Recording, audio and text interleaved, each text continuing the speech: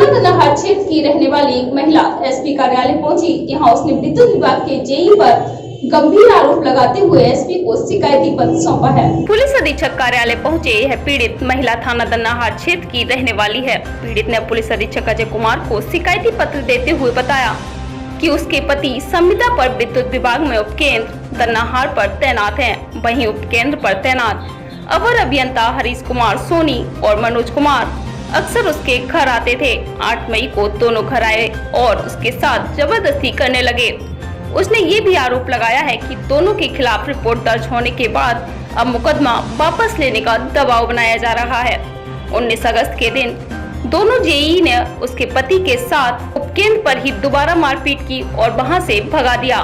पीड़िता ने पुलिस अधीक्षक को शिकायती पत्र देकर न्याय की गुहार लगाई है। वहीं दूसरी ओर विद्युत विभाग अधिकारी भी इस मामले को झूठा बताते हुए साजिश में फंसाए जाने का आरोप लगा रहे हैं और मुकदमा खत्म करने के लिए धरना प्रदर्शन भी कर रहे हैं। आप किस पद पर तैनात और कहां पे रहते हैं?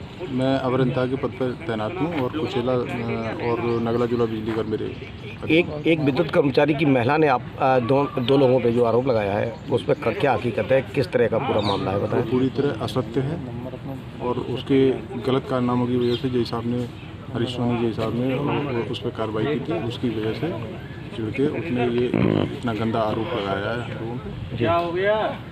तो मतलब उसके खिलाफ वो किस पद पे तैनात था, वो कहाँ पे तैनात था? SSO के पद पर तैनात था वो, कांकन बिजली घर पर। अच्छा, तो उसको हटा दिया था बिजली घर के पद पर? वो जय साहब ने कोई कार्रवाई की है उसको। अच्छा, तो अब जो ना ये धमकियों वाला मामला आता है सामने, क्या है इसमें सच्चाई? धमकी तो हमारी तरफ से कोई किसी तरह की प्रतिक्रिया नहीं है। हमें तो जानकारी भी नहीं थी इस मामले की। हमें बाद में जानकारी मिली है कि उसने ये इतना इस तरह का आरोप लगाया हमारे ऊपर। इसके बारे में हमें कोई जानकारी नहीं है, ना हमारी तरफ से कोई प्रतिक्रिया किसी तरह की हो रही है। क्या नाम है आपका? मेरा नाम हरीश कुमार सोनी है। मैं जेई के पद पे वही जेई साहब, एक महिला द्वारा आरोप लगाया गया कि घर में घुसकर आपने दुष्कर्म किया है। पूरा मामला क्या है? पूरा मामला ये है कि उसकी गलत गतिविधियों और वो क्षेत्र में शिकायतें और चोरी वोरी करवाता था। उसके बिहाफ पे हमने पिछली बार भी कई बार उस पर कार्रवाई भी की थी और फिर 9 मई को उसको हटा दिया था। फिर वो क्षेत्रीय नेताओं से फ़ोन कराने लगा कि उसको लगवा दो क्या है। तो फिर 15 तारीख को किसी पत्रक वो जो क्या नाम है ऋषि कर्दम करके कोई एडवोकेट है, उसके द्वारा ट्वीट करवा दिया कि ऐसे ऐसे करके इस पर कार्रवाई नहीं की जा रही। अच्छा, आपने कार्रवाई जिस पे करी थी वो कौन किस पद पे तैनात था और कहाँ पे तैनात था? वो थैंक्स पावर की तरफ से निविदा कर्मी था, जो यानी कि जो आउटसोर्सिंग से यानी कि आते हैं जी लड़के। नहीं, फिर उसके बाद प्राथमिकता आपके खिलाफ दर्ज हुई? हाँ, जांचें हुई क्या?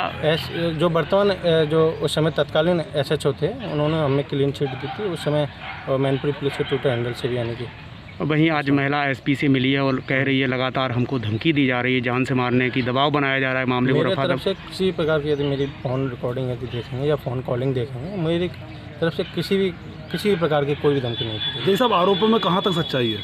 आरोप बिल्कुल असत्य हैं, निराधार हैं। उसकी जांच यानी कि मैनपुरी पुलिस थाना दनाहार कर रही है। नहीं, मैं यानी कि न्याय की मांग करता हूँ, जो भी न्याय संगत है वो न्याय हो। नहीं, आरोप तो ये है कि आप उसके घर पे आते जाते थे और उसी बीच जो है ना आपने उसके साथ दुष्कर्म किया है। नहीं, मैं उसके घर पे नहीं जाता था। OTS के जो कैंप होते हैं उसके पास में, भाई गांव में है कैंप है, रूटीन ड्यूटी है हमारी कैंप लगाना। जो सरकार की योजना चलती हैं वो गांव कैंप लगाए जाते हैं, तो गांव में हम जाते थे। उसके घर पे हम नहीं आने कभी नहीं गए? कभी नहीं गए। पूरा बताइए। जब घर पे पहले से आना जाना था तो आते जाते थे। हमने कई बार चाय नाश्ते भी इनको कराई है। कौन आता जाता है? हरीश सोनी और मनोज कुमार। कौन है सोनी? क्या कौन है ये? अपनी बरादरी है, जेई है। क्या हुआ पूरा?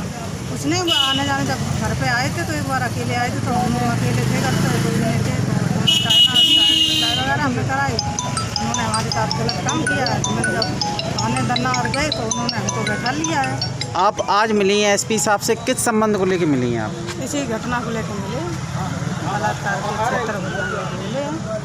तो जब मेरी सुनवाई नहीं हुई तब SP साहब से मिले। जब बयान भी हो गए, SP साहब ने क्या आश्वासन दिया आप? इन्होंने ये जा कहिए दो, अब जांच हो रही है तुम्हारी, सुनवाई होगी, जल्द से जल्द कार्रवाई की है, इन्होंने ये कहा।